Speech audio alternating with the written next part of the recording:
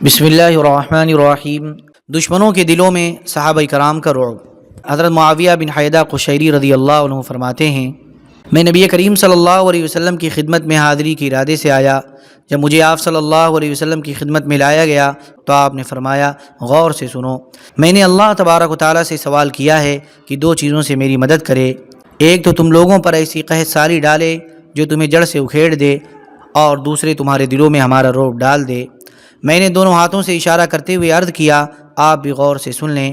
میں نے اتنی اور اتنی مرتبہ، یعنی انگلیوں کی تعداد کے مطابق 10 مرتبہ قسم کھائی تھی کہ نہ آپ پر ایمان لاؤں گا اور نہ آپ کا اتباع کروں گا، لیکن آپ کی اس بد دعا کی وجہ سے قحط سالی میری جڑیں اکھیڑتی رہیں اور میرے دل میں آپ کا رعب بڑھتا رہا، یہاں تک کہ میں آج آپ کے سامنے کھڑا ہوا ہوں۔ حضرت صاحب بن یسار رحمۃ اللہ علیہ کہتے ہیں، حضرت یزید بن عامر سوائی رضی اللہ عنہ سے ہم لوگ پوچھتے تھے کہ اللہ تبارک و تعالیٰ نے غزوہ حنین کے دن جو رعب مشرکوں کے دلوں میں ڈالا تھا اس کی کیا صورت ہوئی تھی؟ تو حضرت یزید رضی اللہ عنہ ہمیں سمجھانے کے لیے کنکری لے کر تشت میں پھینکتے تھے، جس سے تشت میں آواز آتی تھی۔ پھر حضرت یزید رضی اللہ عنہ فرماتے، بس اسی جیسی آواز ہم اپنے پیٹ میں محسوس کرتے تھے۔ حضرت یزید رضی اللہ عنہ غزوہ حنین میں مشرکوں کے ساتھ تھے، اس لیے اپنا حال بتا رہے ہیں۔ اللہ تعالیٰ کی طرف سے صحابہ کرام کے دشمنوں کی پکڑ۔ حضرت زید بن اسلم وغیرہ حضرات کہتے ہیں، حضرت سراقہ بن مالک رضی اللہ عنہ ابھی مسلمان نہیں ہوئے تھے۔ ہجرت کے موقع پر انہوں نے حضور صلی اللہ علیہ وسلم کی تلاش میں جانے نہ جانے کے بارے میں 3 دفعہ تیروں سے فال نکالی تھی۔ ہر دفعہ فال میں نہ جانا نکلتا تھا، لیکن وہ پھر بھی حضور صلی اللہ علیہ وسلم کی تلاش میں گھوڑے پر سوار ہو کر چل پڑے اور حضور اور آپ کے ساتھیوں تک پہنچ گئے۔ حضور نے ان کے لیے بد دعا کی کہ ان کے گھوڑے کے پاؤں زمین میں گڑ جائیں، چنانچہ ایسے ہی ہوا اور ان کے گھوڑے کے پاؤں زمین میں دھس گئے۔ اس پر انہوں نے کہا، محمد صلی اللہ علیہ وسلم، آپ اللہ سے دعا کریں کہ وہ میرے گھوڑے کو چھوڑ دے، میں آپ کی تلاش میں آنے والوں کو واپس کروں گا۔ چنانچہ حضور نے ان کے لیے دعا کی کہ اے اللہ، اگر یہ سچ ہے تو اس کے گھوڑے کو چھوڑ دے۔ اس پر ان کے گھوڑے کے پاؤں زمین سے باہر نکل آئے۔ حضرت عمیر بن اسحاق رحمۃ اللہ علیہ کی روایت میں یہ ہے کہ حضرت سراقہ نے کہا، اے دونوں حضرات، میرے لیے اللہ سے دعا کر دیں، میں آپ دونوں سے وعدہ کرتا ہوں کہ دوبارہ آپ حضرات کا پیچھا نہیں کروں گا۔ چنانچہ ان دونوں حضرات نے دعا کی تو اس کا گھوڑا باہر نکل آیا۔ اس نے پھر پیچھا کرنا شروع کر دیا، جس پر پھر گھوڑے کے پاؤں زمین میں دھس گئے تو انہوں نے کہا، میرے لیے اللہ سے دعا کر دیں، اور اب پکا وعدہ کرتا ہوں کہ اب پیچھا نہیں کروں گا۔ اور حضرت سراقہ رضی اللہ عنہ نے ان حضرات کی خدمت میں زاد راہ، زاد سفر اور سواری بھی پیش کی۔ ان حضرات نے فرمایا، اس کی تو ضرورت نہیں ہے، بس تم ہمارا پیچھا چھوڑ دو، اپنی ذات سے ہمیں نقصان نہ پہنچاؤ۔ انہوں نے کہا، بہت اچھا، ایسے ہی کروں گا۔ حضرت ابو معبد خزاعی رضی اللہ عنہ حضور صلی اللہ علیہ وسلم کے سفر ہجرت کی لمبی حدیث بیان کرتے ہیں۔ اس میں یہ بھی ہے کہ حضرت سراقہ رضی اللہ عنہ نے کہا، اے محمد صلی اللہ علیہ وسلم، آپ اللہ سے دعا کر دیں کہ وہ میرے گھوڑے کو چھوڑ دے، میں واپس چلا جاؤں گا، اور جتنے لوگ مجھے آپ کی تلاش میں ملیں گے میں ان سب کو واپس لے جاؤں گا۔ چنانچہ حضور صلی اللہ علیہ وسلم نے دعا فرمائی، جس سے ان کا گھوڑا باہر نکل آیا۔ انہیں واپسی میں بہت سے لوگ ملے جو حضور کو تلاش کر رہے تھے، انہوں نے ان سب سے کہا، واپس چلے جاؤ، اس طرف کا سارا علاقہ میں اچھی طرح دیکھ آیا ہوں، اور تمہیں معلوم ہی ہے کہ نشانات قدم پہچاننے کے بارے میں میری نگاہ کتنی تیز ہے۔ چنانچہ وہ سب واپس چلے گئے۔ حضرت انس بن مالک رضی اللہ عنہ ہجرت کی حدیث میں بیان کرتے ہیں، اس میں یہ بھی ہے کہ حضرت ابو بکر رضی اللہ عنہ نے مڑ کر دیکھا تو انہیں ایک گھڑ سوار نظر آیا جو بالکل قریب آ چکا تھا۔ انہوں نے کہا، اے اللہ کے نبی، یہ گھڑ سوار تمہارے بالکل پاس آ گیا ہے۔ حضور نے اس طرف متوجہ ہو کر دعا مانگی، اے اللہ، اسے پچھاڑ دے۔ حضرت انس فرماتے ہیں کہ حضور کے دعا فرماتے ہی گھوڑے نے اسے پچھاڑ دیا اور خود ہنہناتے ہوئے کھڑا ہو گیا۔ چنانچہ اس سوار نے کہا، اے اللہ کے نبی، آپ مجھے جو بھی حکم دیں میں اس کے لیے تیار ہوں۔ حضور نے فرمایا، آگے مت آؤ، اپنی جگہ ٹھہرے رہو، بلکہ واپس چلے جاؤ اور کسی کو ہماری طرف آنے نہ دینا۔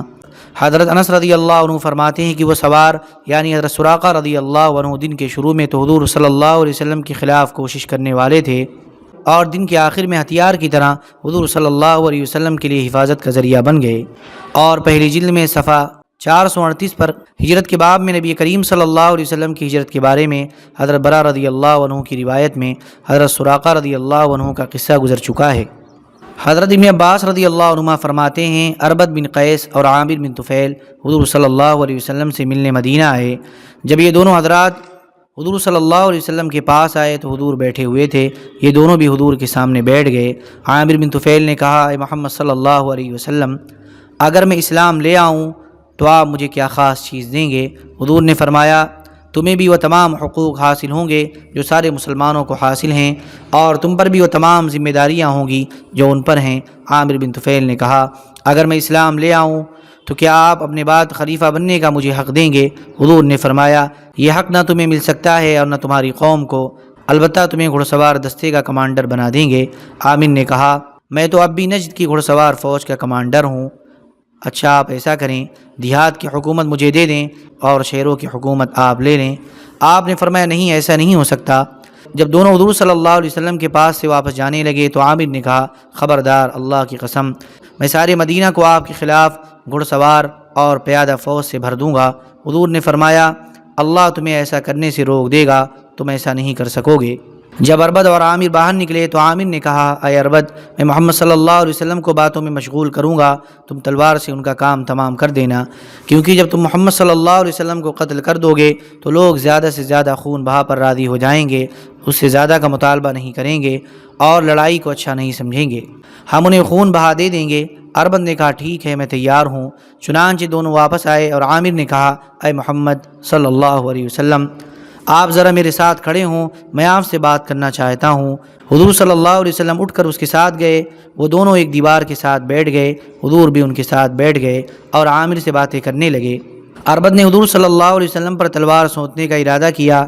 جب اس نے تلوار کے قبضے پر ہاتھ رکھا تو اس کا ہاتھ خشک ہو گیا اور وہ تلوار نہ سونت سکا، اس طرح اسے کافی دیر ہو گئی۔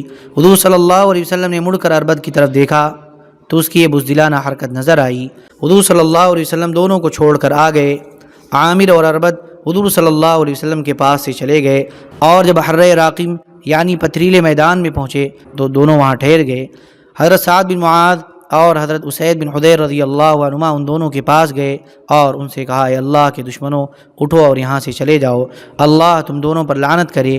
عامر نے پوچھا، اے سعد، یہ آپ کے ساتھ کون ہیں؟ حضرت سعد نے کہا، یہ اسید بن حضیر الکاتب یعنی پڑھے لکھے آدمی ہیں۔ چنانچہ وہ دونوں وہاں سے چل پڑے اور جب مقام رقم میں پہنچے تو اللہ نے اربد پر ایسی بجلی گرائی جس سے وہ وہیں مر گیا۔ عامر وہاں سے آگے چلا، جب وہ مقام خریم پہنچا تو اللہ نے اس کے جسم میں ایک پھوڑا پیدا کر دیا اور اسے قبیلے بنو سلول کی ایک عورت کے گھر میں رات گزارنی پڑی۔ یہ قبیلہ عربوں میں گھٹیا شمار ہوتا تھا۔ وہ پھوڑا حلق میں ہوا تھا، وہ اپنے پھوڑے کو ہاتھ لگاتا اور کہتا، یہ اتنی بڑی گلٹی ہے جتنی بڑی اونٹ کی ہوتی ہے، میں سرولیہ عورت کے گھر میں پڑا ہوا ہوں اور میں اس کے گھر میں مرنا نہیں چاہتا۔ اول تو قبیلہ سب سے گھٹیا ہے، پھر عورت کا گھر، یہ دونوں باتیں ذلت کی ہیں۔ پھر وہ اپنے گھوڑے پر سوار ہوا اور اسے ایڑ لگائی اور یوں واپسی میں اپنے گھوڑے پر ہی مر گیا۔ اور ان دونوں کے بارے میں اللہ تبارک و تعالیٰ نے یہ آیات نازل فرمائیں، اللہ یعلم ما تحمل کل انثی سے لے کر وما لهم من دونہ من وال تک۔ اللہ تبارک و تعالیٰ کو سب خبر رہتی ہے جو کچھ کسی عورت کو حمل رہتا ہے اور جو کچھ رحم میں کمی بیشی ہوتی ہے، اور ہر شے اللہ کے نزدیک ایک خاص انداز سے مقرر ہے، وہ تمام پوشیدہ اور ظاہر چیزوں کو جاننے والا ہے، سب سے بڑا اور عالی شان ہے۔ تم میں سے جو شخص کوئی بات چپکے سے کہے اور جو پکار کر کہے، اور جو شخص رات میں کہیں چھپ جائے اور جو دن میں چلے پھرے، یہ سب برابر ہیں۔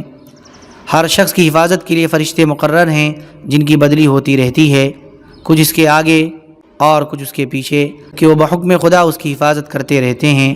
واقعی اللہ تبارک و تعالیٰ کسی قوم کی اچھی حالت میں تغیر نہیں کرتا جب تک وہ لوگ خود اپنی صلاحیت کی حالت کو نہیں بدل دیتے، اور جب اللہ تبارک و تعالیٰ کسی قوم پر مصیبت ڈالنا تجویز کر لیتا ہے تو پھر اس کے ہٹنے کی کوئی صورت ہی نہیں اور کوئی خدا کے سوا ان کا مددگار نہیں رہتا۔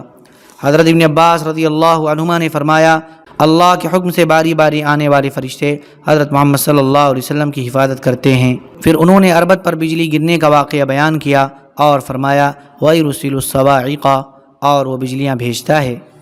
اللہم صلی علی سیدنا وحبیبنا ومحبوبنا ومولانا محمد وبارک وسلم۔ سبحان ربک رب العزة عما یصفون وسلام علی المرسلین والحمد للہ رب العالمین۔